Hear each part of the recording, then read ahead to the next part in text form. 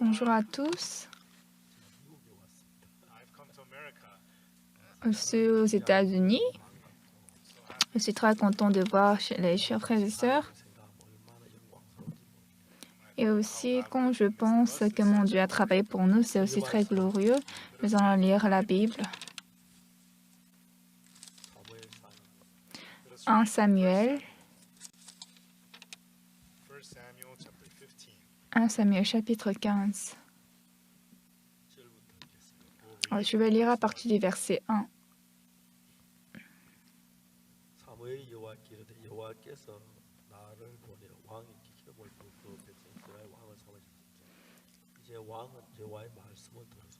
Samuel dit à Saül, c'est moi que l'Éternel a envoyé pour toindre roi sur son peuple, sur Israël. Écoute donc ce que dit l'Éternel.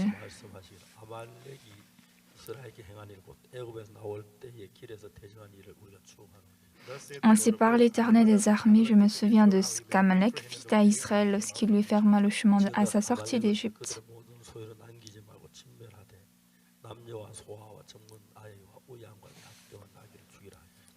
Va maintenant, frappe Amalek et dévoué par interdit de ce qui lui appartient. Tu ne l'épargneras point et tu feras mourir hommes et femmes, enfants et nourrissons, bœufs et brebis, chameaux et ânes. Saül convoqua le peuple et en fit la revue à Télaïm. Il y avait 200 000 hommes de pied et 10 000 hommes de Juda. Saül marcha jusqu'à la ville d'Amalek et mit une embuscade dans la vallée.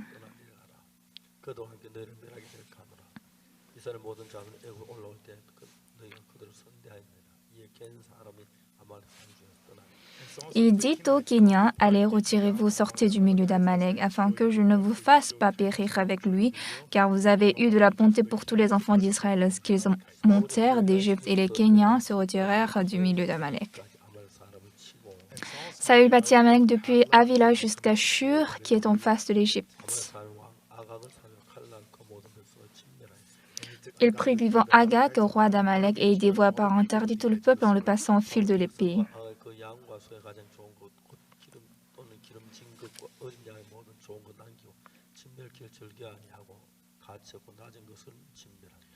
Mais Saül et le peuple épargnèrent Agag et les meilleures brebis, les meilleurs bœufs, les meilleures bêtes de la seconde portée, les agneaux gras et tout ce qu'il y avait de bon. Ils ne voulurent pas le dévouer par interdit, ils dévouèrent seulement tout ce qui était méprisable et chétif. L'Éternel adressa la parole à Samuel et lui dit: Je me repens d'avoir établi Saül pour roi, car il se détourne de moi et il n'observe point mes paroles. Samuel fut irrité et il cria à l'Éternel toute la nuit. J'ai lu jusqu'au verset 11.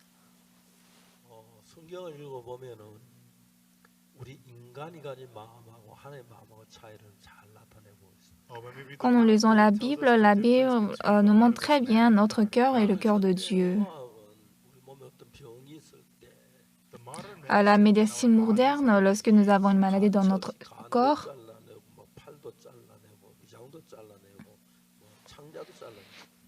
on peut couper vraiment sans considérer le foie, l'intestin ou d'autres organes, le bras. C'est très bien, mais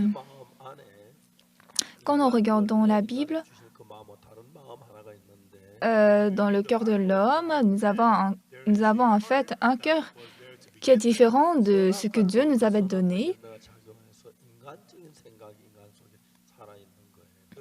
Depuis que nous avons pris le fruit de la connaissance du bien et du mal, maintenant c'est les pensées humaines qui vivent en nous. Et ce qui est très important, c'est que si Dieu va seulement éliminer ce cœur humain, alors il n'y a pas de problème. Pour Dieu aussi, ce sera très confortable s'il enlève le cœur de l'homme.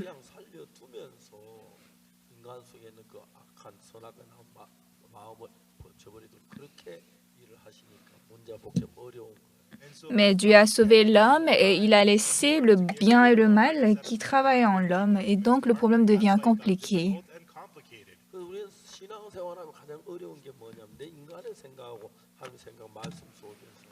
Donc, dans la vie spirituelle, ce qui est très difficile, c'est que ma pensée est la pensée de Dieu.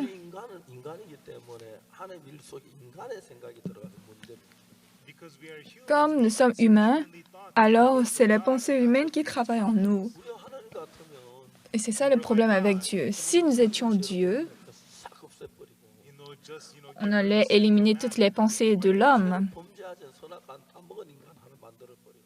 et créer un autre homme qui n'a pas pris le fruit de la connaissance du bien et du mal.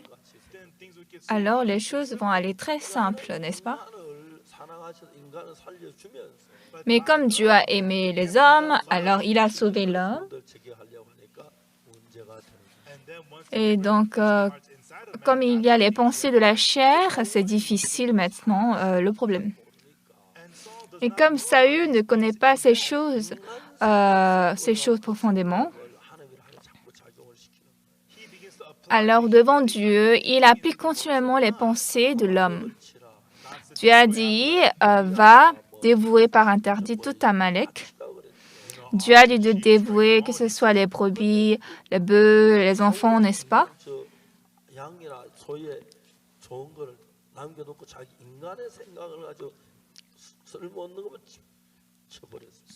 Mais Saül a gardé sa pensée humaine. Il a sauvé les meilleurs brebis, les meilleurs bœufs, et il a dévoué seulement les choses méprisables. Mais ça, c'est le cœur de tous les hommes actuels présents dans ce monde aujourd'hui. Et si seulement nous pouvons bien tracer la ligne ici, la vie spirituelle devient très facile et bonne. Et donc, Samuel dit à Saül, frappe, dévoue par interdit tout ce qui lui appartient. Tu feras mourir hommes et femmes, enfants et nourrissons, bœufs et brebis, chameaux et agneaux. Donc, hommes, femmes, enfants, nourrissons, bœufs et brebis, chameaux et ânes. En tout cas, il y a 6. Dieu est en train de dire de détruire, de dévouer les pensées humaines.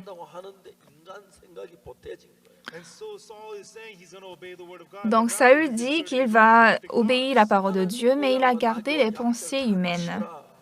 Dieu a dit dévoue, chameau et agneau, chameau et âne, bœuf et brebis.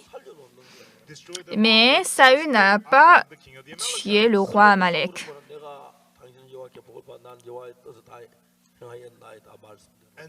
Mais qu'est-ce que Saül a dit? Que tu sois béni parce que j'ai suivi tout ordre de Dieu. J'ai observé la parole de l'Éternel. Mais ça me dit quoi? Qu'est-ce que donc que ce bêlement de brebis qui parvient à mes oreilles? Ah oui, en fait, j'ai laissé quelques bœufs et brebis pour sacrifier à l'Éternel.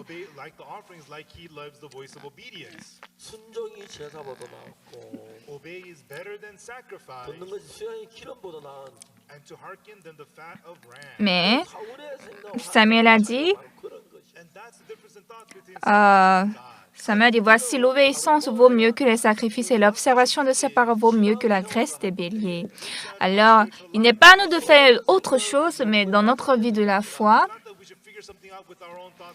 c'est pas que nous devons en fait rechercher, étudier notre pensée, mais nous devons en fait réfléchir quelle est la parole de Dieu, qu'est-ce qu'il nous a parlé. En ce temps, nous pouvons plaire Dieu.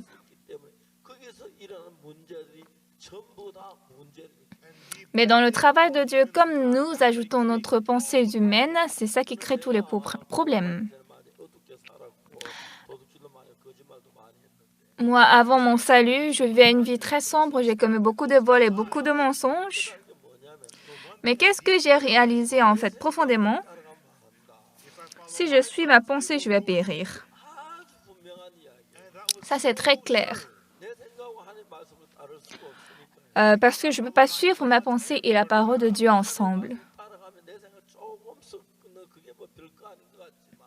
Les gens pensent bien que nous suivions notre pensée. Un peu, ça ne pose pas de problème. Donc, devant Saül aussi, ça, ce n'était pas un grand problème. C'est parce que Saül regardait avec la perspective humaine. Et par la perception humaine, il doit savoir qu'est-ce que Dieu n'aime pas et qu'est-ce qui plaît Dieu et qu'est-ce que Dieu veut périr. S'il ne sait pas ça exactement,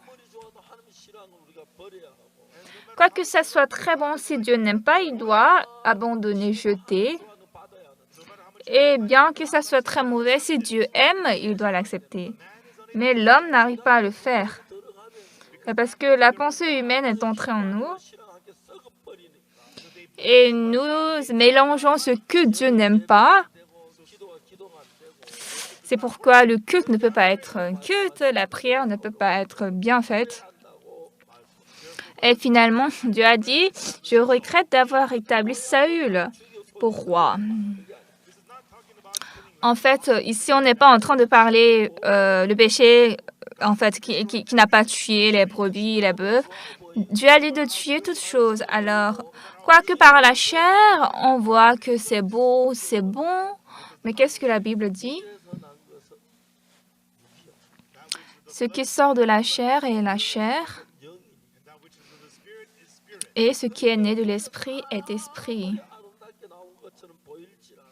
Alors, bien que ça soit les choses qui sortent de la chair semblent très bonnes, on doit tuer. Et bien que les choses nées d'esprit, on ne sait pas, oui, comment ça semble, mais ce qui est né d'esprit est esprit. Et nous mélangeons ce qui est sorti de l'esprit et de la chair. Donc la plupart des personnes font comme ça et donc ils ne peuvent pas accomplir la volonté de Dieu. Lorsque nous allons devant Dieu, vous devez faire sortir toutes vos pensées et vous devez arranger. Ah, ça, c'est ma pensée. Aujourd'hui, je vais parler avec Dieu. Et toi, il ne faut jamais ouvrir ta bouche. Il ne faut jamais hausser ta tête. Il ne faut rien dire, d'accord?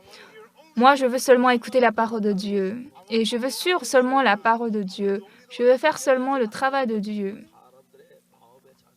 C'est ça, en fait, la posture de quelqu'un qui croit en Dieu.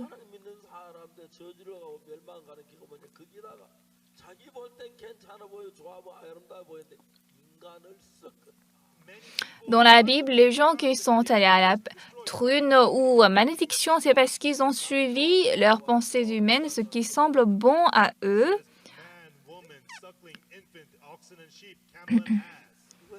Hommes, femmes, enfants et nourrissons, bœufs et brebis, chameaux et ânes. Pourquoi Dieu a montré ça? Parce que ça, c'est le chiffre 6, ce qui signifie la chair, et c'est ce que Dieu n'aime pas.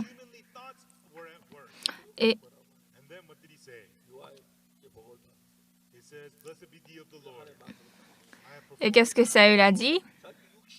Béni soit l'Éternel, j'ai observé la parole de Dieu. En fait, il a suivi le désir de la chair, la pensée de l'humain, mais il a dit, c'est Dieu qui m'a dit de faire ça. Alors en nous, il y a des pensées charnelles et Dieu veut tuer toutes ces pensées. Par exemple, écoute, il y avait un homme nommé Adam, mais quand il a eu sa propre pensée, je l'ai enlevé, je l'ai banni. Donc toi aussi, ne garde pas ta pensée. Si Dieu avait déjà travaillé comme ça, Jésus-Christ n'avait pas besoin d'être crucifié. Et ça semble très bon, mais Dieu n'a pas travaillé comme ça. C'est vrai que nous sommes des hommes sales qui avons déjà péché. Mais Dieu a voulu nous purifier pour travailler à travers nous. Mais les hommes n'y arrivent pas.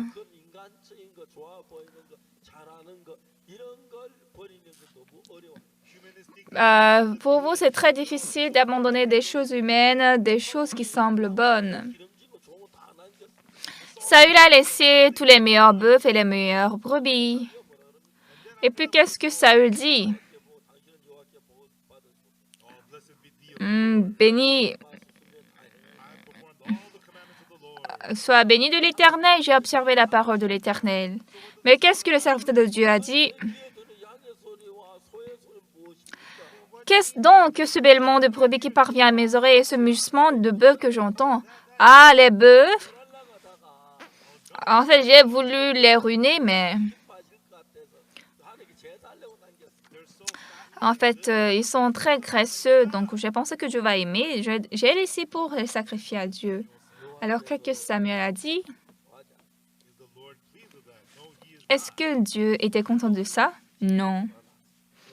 Il a dit, l'obéissance vaut mieux que le sacrifice et l'observation de sa parole vaut mieux que la graisse des béliers.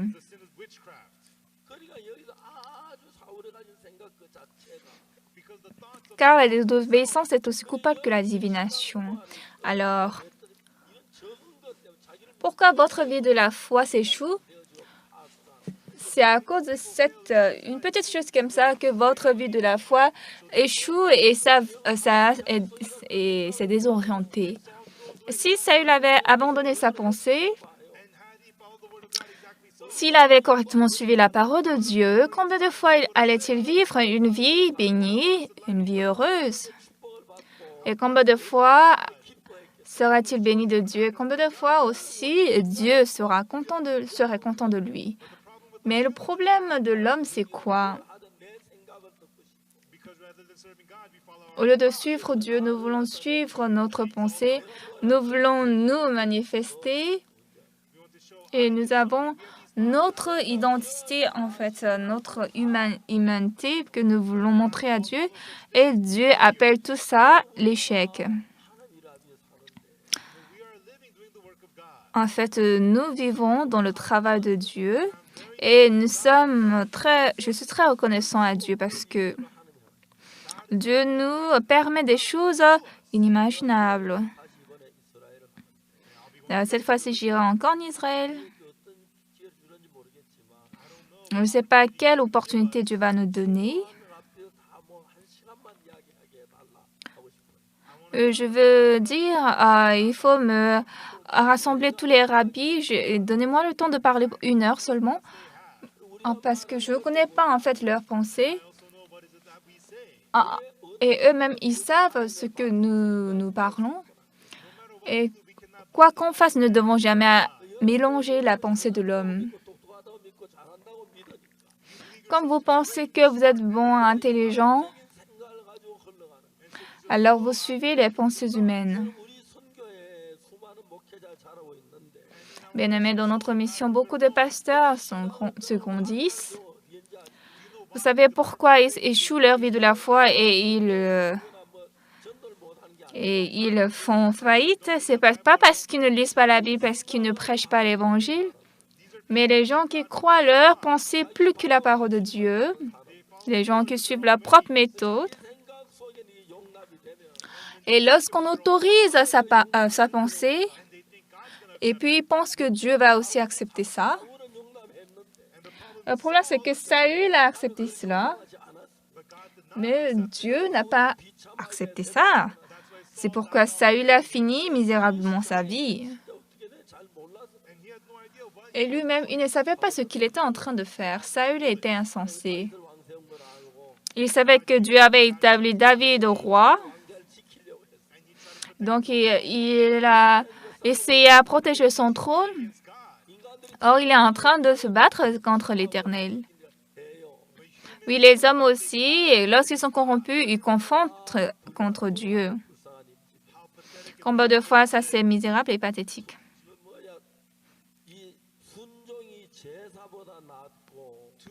L'obéissance vaut mieux que les sacrifices et l'observation de sa parole vaut mieux que la graisse des béliers. Car la désobéissance est aussi coupable que la divination.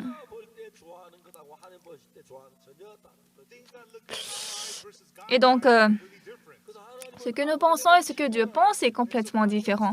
Dieu a dit, dévoue tout Amalek, hommes et femmes, enfants et nourrissons, bœufs et brebis, chameaux et ânes. Comment dans cette liste, il y a des animaux graisseux ou pas? Ou est-ce qu'il y a ces animaux bons ou mauvais? Il devait dévouer par interdit tout Mais Saül a ajouté sa pensée. Et donc, il a laissé vivants quelques bœufs et brebis. Ah, mais ils sont très graisseux. Mais c'est très bon. Ah, mais ils sont très beaux.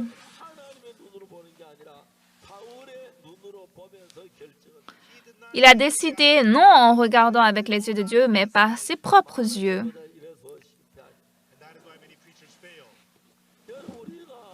Beaucoup de pasteurs échouent à cause de cette raison. Bien que nous vivons dans le même évangile,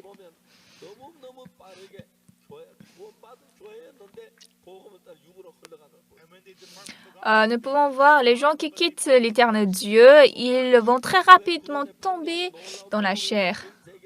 En 1909, à Pyongyang, il y avait un très grand travail de Dieu, mais en moins de 3 ans, toute cette communauté d'évangile a disparu. Alors, dans notre histoire du christianisme, c'est pas facile que le christianisme maintient ferme, mais lorsque nous regardons ici, c'est parce que l'homme est mélangé ici. Est-ce que les gens suivent les pensées humaines?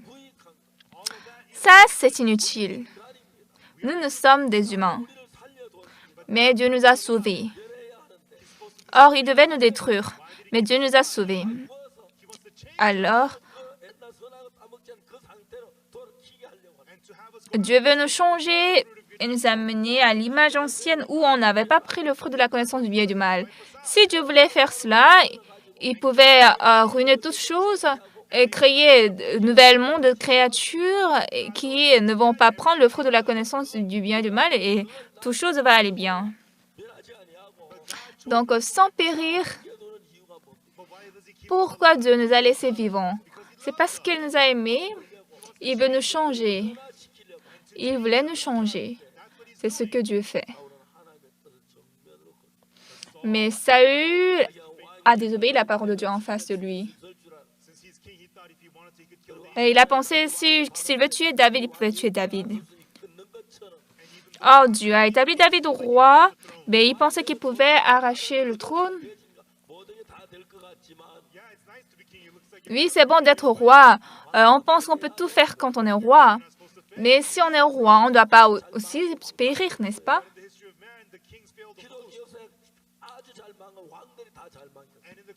Dans l'histoire du christianisme, ce sont des rois qui ont beaucoup péri. Et donc, comme nous ne connaissons pas ces choses, en fait, clairement, alors nous mélangeons beaucoup les pensées humaines. Dans ma vie, qu'est-ce qui va à l'encontre de moi? Qu'est-ce qui me périt? Quand nous lisons le livre de Ruth, Elimelech, Majon, Kiran et Ruth, Naomi vont à Moab. Ils vont à Moab. Vous savez, Ammon et Moab viennent d'où? Quand Judas a dormi avec ses filles, les fils qui sont nés sont Ammon et Moab. Et en fait, bien qu'il y avait de la famine à Bethléem, ils ne vont pas mourir de faim, n'est-ce pas? Écoutez-moi attentivement. Ruth a quitté Canaan et elle est allée à Moab.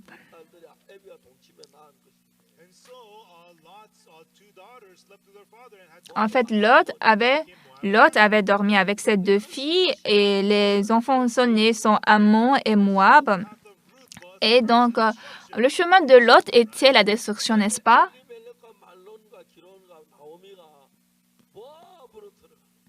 Mais Elimelech, Mahlon, Kiljon et Naomi vont à Moab. Et quand Elimelech est mort, si elle s'est réveillée correctement, si elle avait pris sa tête, pourquoi mon mari est mort? Mais c'est parce que nous sommes venus à Moab, mais elle n'a pas encore trouvé la raison. Peut-être elle a pensé, peut-être il est mort à cause du cancer ou à cause d'autre chose. Mais après la mort d'Elimelech, lorsque Maclon est mort, elle devait réaliser. Mais l'homme ne peut pas réaliser ça. Donc, à la fin, lorsqu'Elimelech, Maclon et que Jean, les 3 hommes sont morts, elle revient à Bethléem.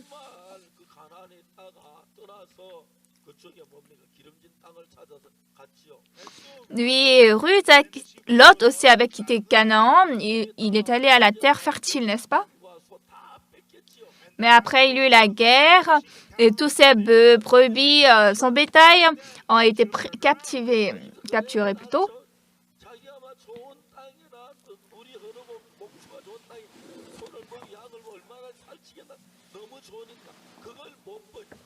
Donc, Lot, cependant, ne pouvait pas toujours abandonner cette terre fertile où il y avait de l'eau, où il pouvait bien nourrir son bétail.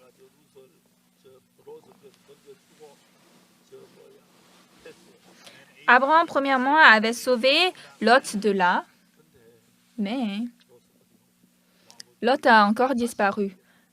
Il est rentré de nouveau dans cette terre. Et là, il a péri complètement, n'est-ce pas? Sa femme est devenue statue de sel. Tous les hommes de ses filles ont été tués.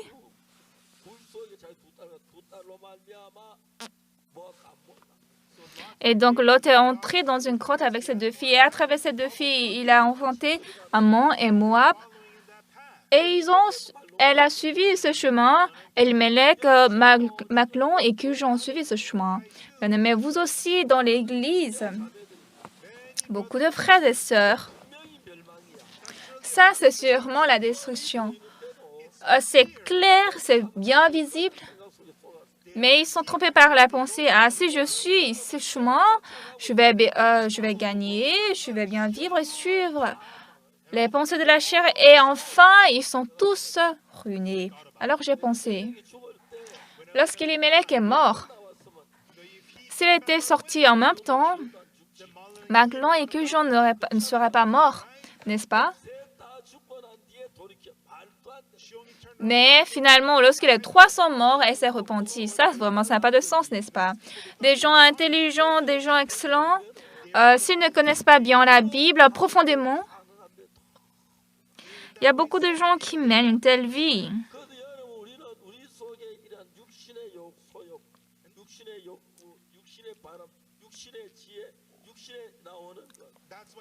Donc, le désir de la chair, les espoirs de la chair, la sagesse de la chair, car la pensée de la chair est ennemie de Dieu.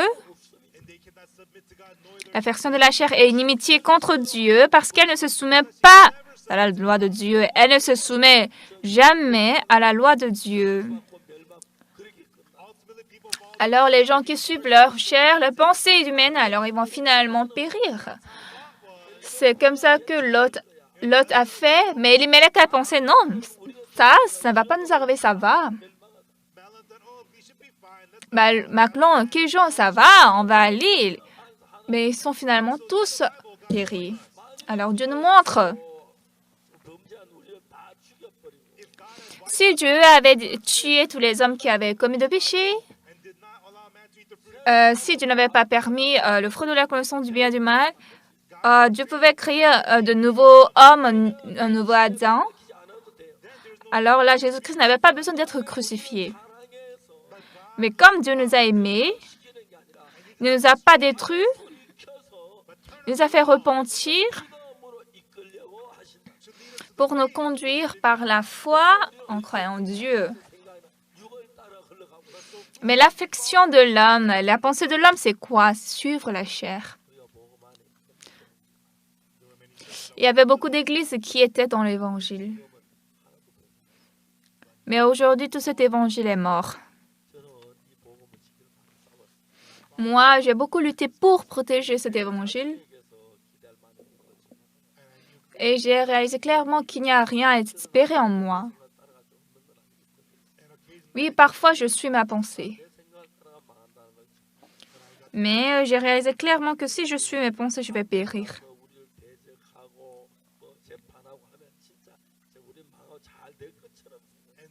Les gens pensaient, s'ils nous convoquent, ils nous amènent au procès, nous allons périr, mais si je vois les choses comme ça, décidément, les hommes sont très insensés. Et quand je vois ce que les hommes font, justement, c'est très pitoyable. Mais ils pensent qu'ils vont réussir, que Dieu est avec eux.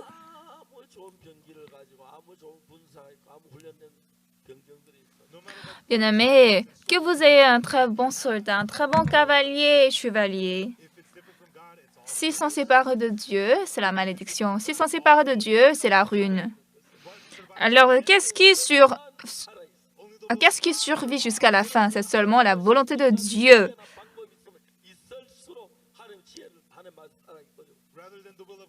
Alors, à la place de la volonté de Dieu, plus vous avez vos propres pensées, plus c'est difficile de suivre Dieu. On pense que par sa pensée et sa sagesse, je peux réussir, ça va aller. C'est ce que Lot a fait. Mais tous les hommes sont comme ça.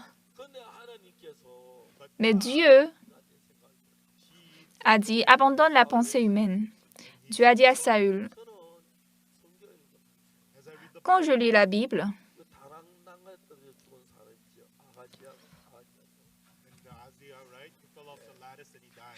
vous connaissez Ahazia, le roi Acacia, qui est tombé de la fenêtre. Acacia est tombé de sa chambre haute et donc qu'est-ce que le roi a fait? Il est allé consulter Baal-Zéboub, dieu des crons. Normalement, il n'avait pas besoin de faire comme ça. Il devait dire, oh Dieu, aie pitié de moi. Oh, donne-moi ta miséricorde. Maintenant, je vais suivre ta parole. Oh Dieu, aie pitié de moi. Dieu, pardonne-moi. Mais il ne pouvait pas faire comme ça. Et il a dit, oui, amenez Élie plutôt. Et Élie est venu.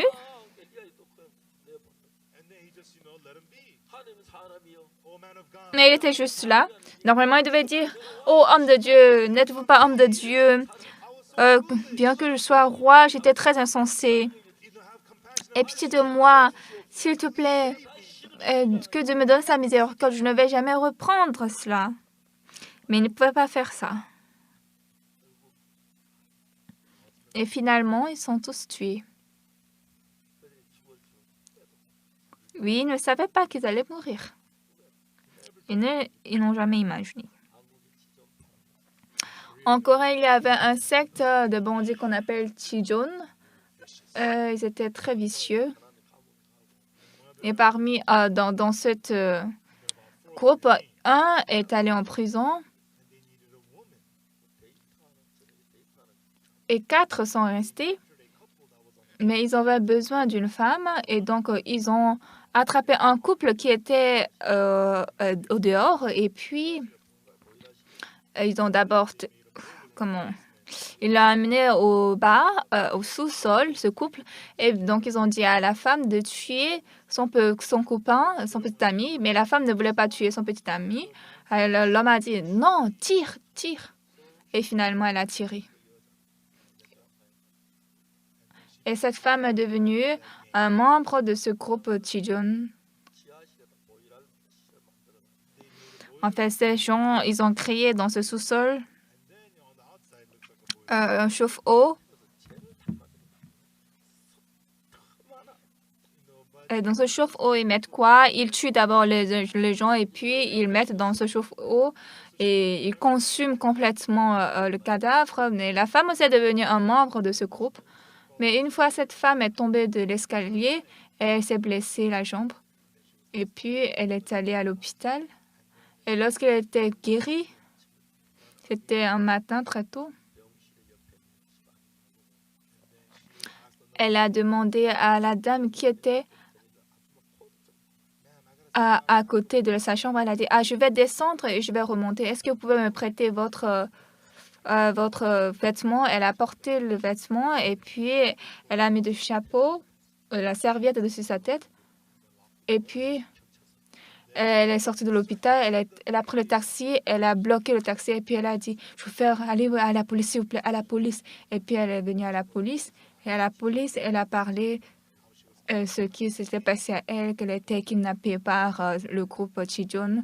Et puis ce soir-là, 150 policiers ont entouré cette base de ce groupe de bandits.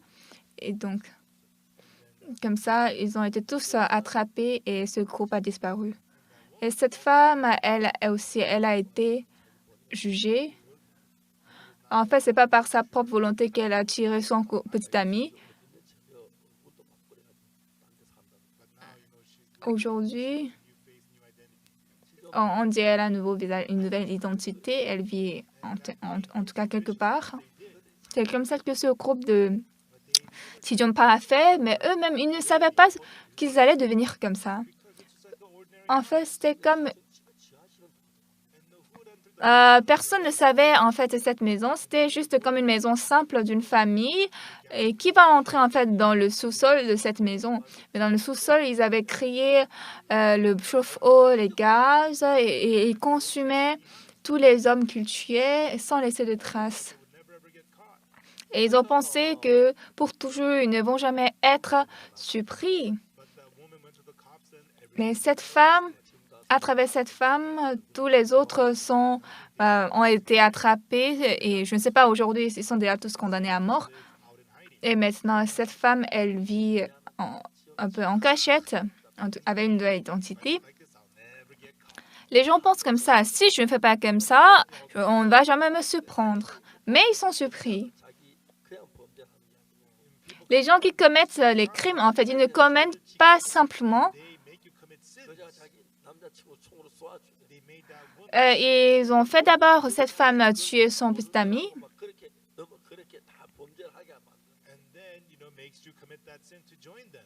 Et donc, comme ça, ils font les autres commettre les crimes pour les joindre. Mais vous savez, la plupart des criminels sont pris, sont attrapés. Ils pensent que je ne vais jamais être attrapé. En fait, apparemment, c'est une maison simple.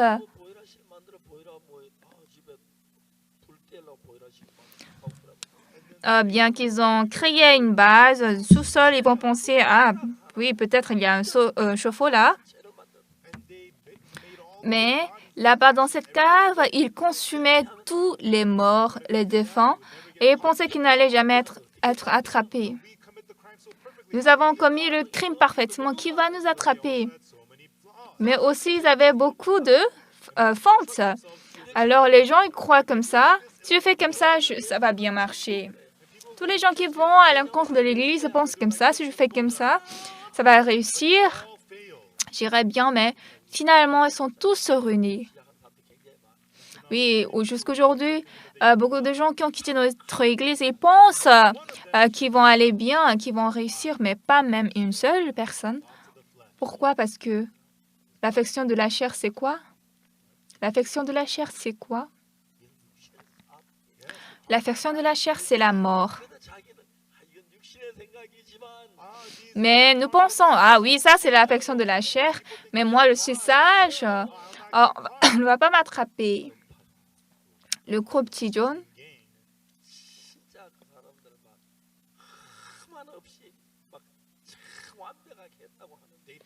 ils disent qu'ils ont fait parfaitement sans aucune faute, mais ils ont été tous exécutés. Mais décidément, justement, les gens sont comme ça, ils se croient. Alors, Dieu en nous,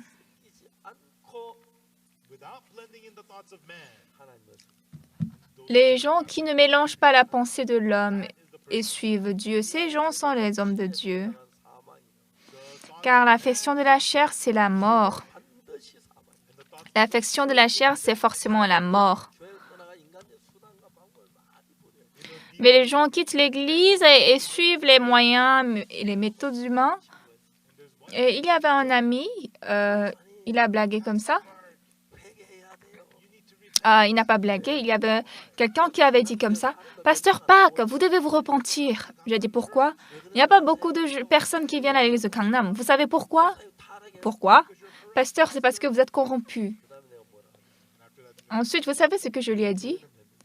Dans ton église, il y a combien de fidèles? Parce qu'avant, il avait ministré, mais comme il n'y avait plus de fidèles, il a fermé l'église. Mais à l'église de Gangnam, il y a de milliers de personnes qui viennent. Il dit, je suis corrompu. Vous voyez, il ne réfléchit pas, n'est-ce pas? La plupart des gens qui quittent notre église, ils ne connaissent qu'un côté. J'ai dit, dans ton église, il y a combien de fidèles? Il ne pouvait pas me répondre. Il y avait un frère. Nous avons laissé en fait le communiqué d'église. Je l'ai envoyé à l'église de Gwangju. À l'époque, à l'église de Gwangju, il y avait 100 fidèles. Mais ce frère, il a murmuré pourquoi à cause d'un papier, moi je dois aller ici et là-bas.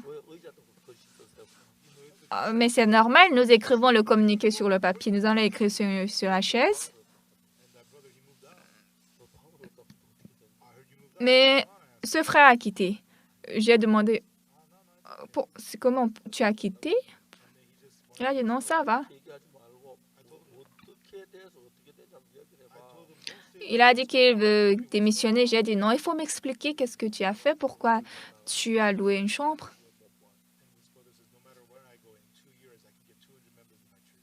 Et ce frère a dit, partout où je vais, en moins de 2 ans, je peux rassembler 200 fidèles. Alors j'ai dit, va, il faut mobiliser 200 fidèles. Et puis, il a quitté l'église. Et après 5 ans, je l'ai appelé. Est-ce que ça marche bien? Ah oui, ça va bien. Tu as demandé, il y a combien de fidèles? Il a dit, le nombre n'est pas important. S'il me demande, est-ce que le chiffre est important? Ça veut dire qu'il y a moins de fidèles, n'est-ce pas? Sinon, s'il y avait beaucoup, il allait dire, il y en a 1000.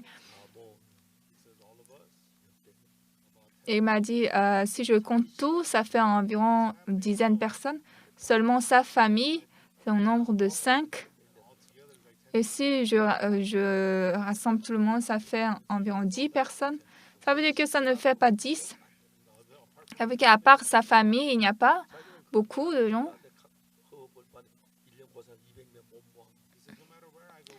Il avait dit en moins de 2 ans qu'il pouvait rassembler 200 personnes. Les gens sont tous trompés par Satan, ils ont suivi leur propre pensée. Ils vont tous périr. Notre Église peut demeurer longtemps parce que nous vivons pour l'Évangile. Et à part l'Évangile, il n'y a rien qui soit plus précieux. Quoi qu'on fasse la retraite, la cantate, nous faisons tout pour l'Évangile.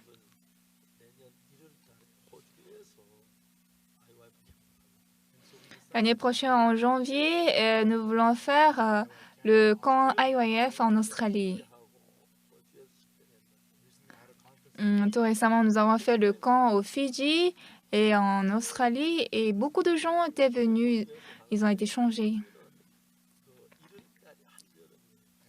En Australie, nous ferons en janvier. Janvier, en Australie, c'est l'été.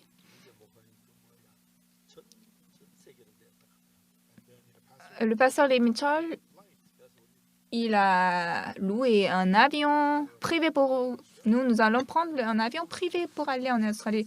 Qui sera assis sur la première classe? On n'a pas besoin de vous soucier. Mais quand je pense tout à ça, je suis très reconnaissant. Nous irons en Israël bientôt. Moi aussi, je ne sais pas, mais il y a beaucoup de choses que j'ai envie de parler en Israël. Je veux partager cette parole avec eux. Et je voudrais sincèrement, justement, que les Israélites connaissent le vrai Dieu. Et se reconnaissant que spécialement, il y a des gens à notre côté qui veulent travailler, nous aider. L'affection de la chair, c'est la mort.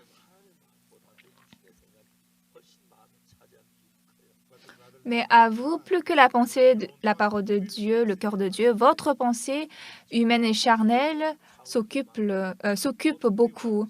Et finalement, qu'est-ce qui a ruiné Saül? C'est parce qu'il a suivi la parole de Dieu en se basant sur sa pensée. Quand Dieu avait dit de dévouer, il devait tout dévouer. Mais c'était précieux. Même moi, je trouve que c'est bon, c'est précieux.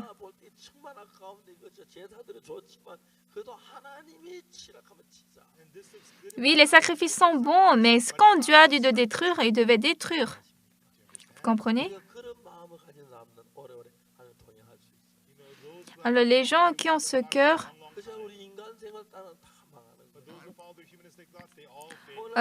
ceux qui suivent les pensées humaines, ils sont tous péris.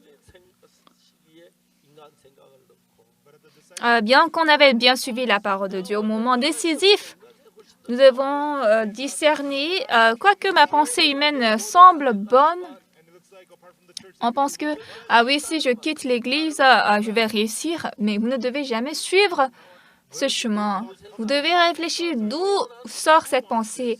Qui veut ça?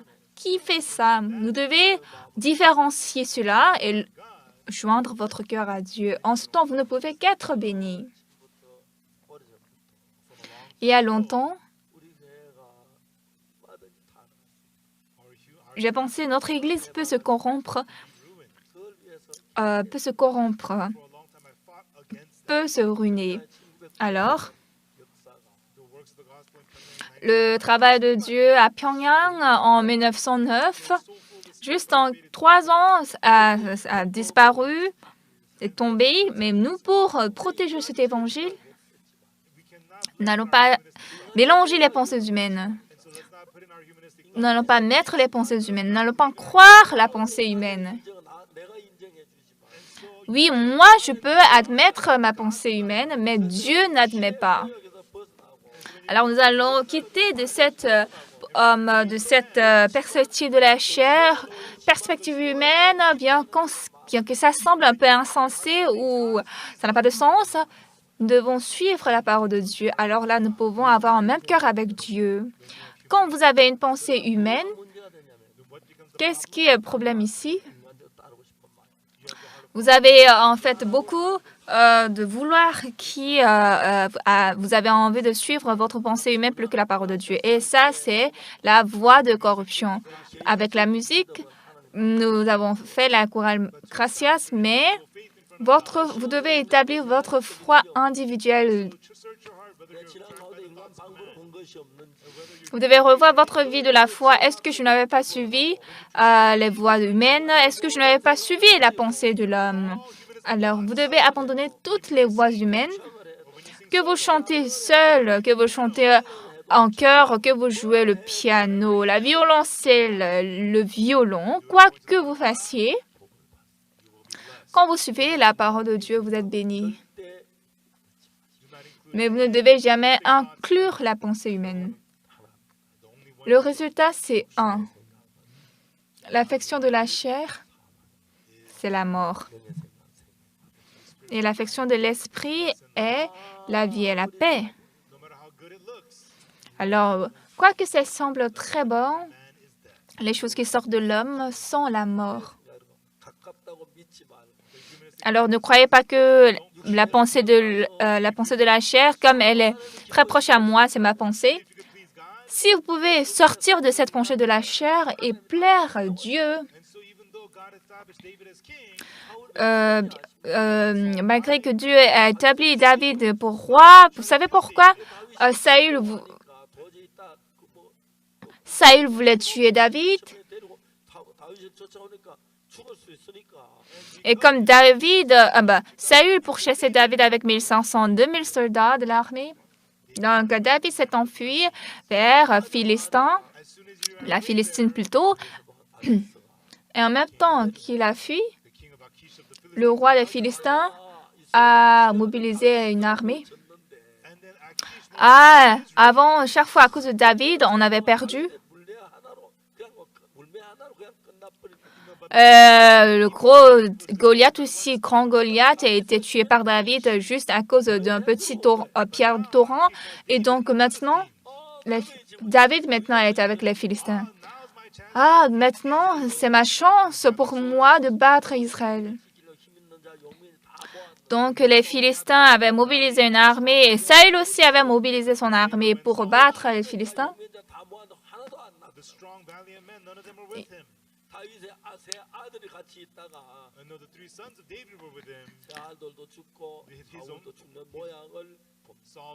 Saül aussi est mort et ses 3 enfants de Saül aussi sont morts.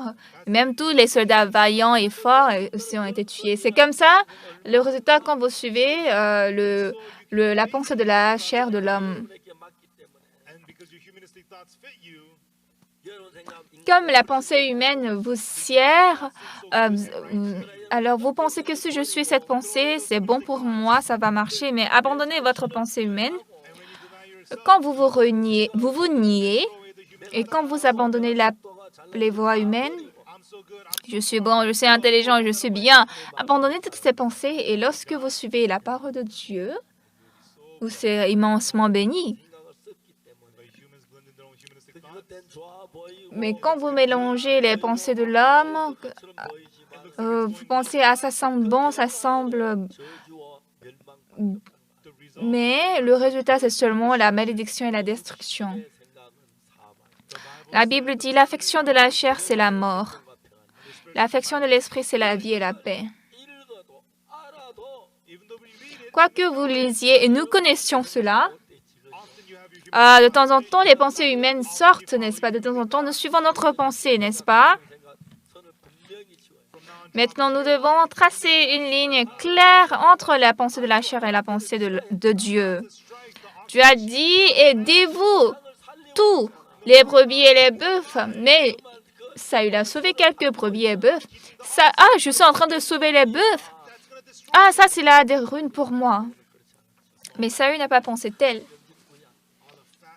Ah, ces brebis graisseuses. Ah, ce bon bétail.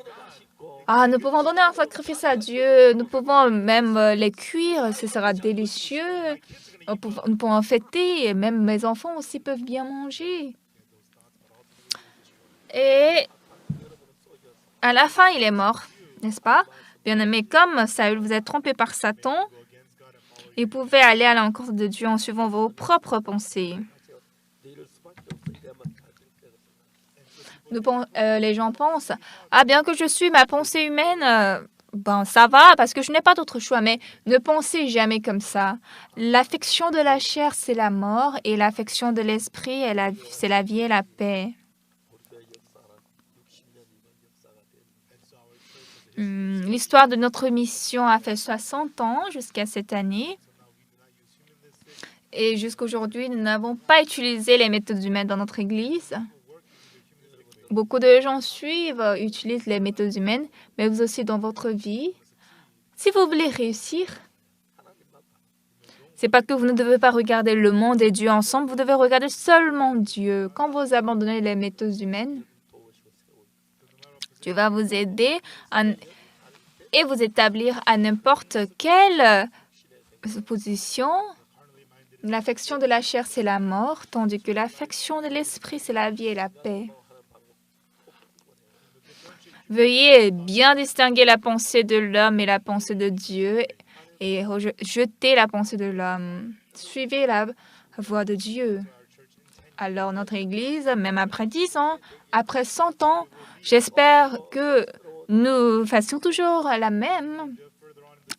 Et même pour la génération d'avenir, nous n'allons pas suivre nos pensées humaines, nos voies humaines. Oui, la pensée humaine, bien que ça semble très bon à suivre, comme Dieu nous protège, il a sauvé le monde entier. Je crois qu'il va nous bénir. Bien-aimé, moi aussi, très souvent, je suis trompée par les pensées humaines. Et quand j'avais suivi la méthode humaine, moi-même, je m'étonne, je me surprends très souvent, mais suivons la volonté de Dieu par la foi. car la chair en nous aime la chair. Et il semble que nous allons réussir, ça va bien marcher, mais non. Il y a des gens qui ont quitté l'Église. Il n'y a personne qui a réussi. Je pense, non, moi je vais bien aller. C'est parce qu'ils ont commencé par la méthode humaine. Alors veuillez maintenant discerner votre méthode humaine et la pensée de Dieu. Si c'est la pensée de l'homme, je ne dois pas suivre. Quand vous suivez la pensée de Dieu, Dieu va vous bénir. Bien que ça semble maintenant difficile ou bien impossible, Dieu va vous diriger, que ce soit la musique ou la vie spirituelle, Dieu va vous conduire. Demain soir aussi, la cantate de Noël va beaucoup nous émouvoir. Et j'espère qu'à travers la cantate aussi, beaucoup de gens se tiennent sur la foi devant Dieu. Et lorsque nous allons finir la cantate de Noël, par chaque semaine, dans chaque État, nous voulons établir 10 églises. Et s'il y aura au total 500 églises, nous allons remplir tous les États-Unis par l'Évangile. Ne pensez pas que ça c'est difficile parce que si le Seigneur nous aide, ça va marcher.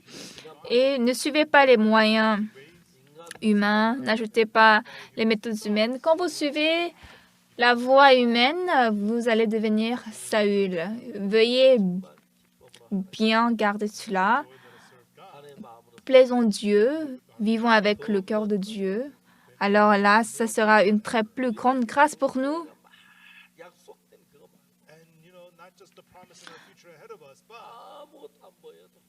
Bien qu'il n'y ait pas un avenir prometteur, bien qu'on ne voit rien, mais quand nous suivons la volonté de Dieu, la parole de Dieu, Dieu ne peut que nous bénir.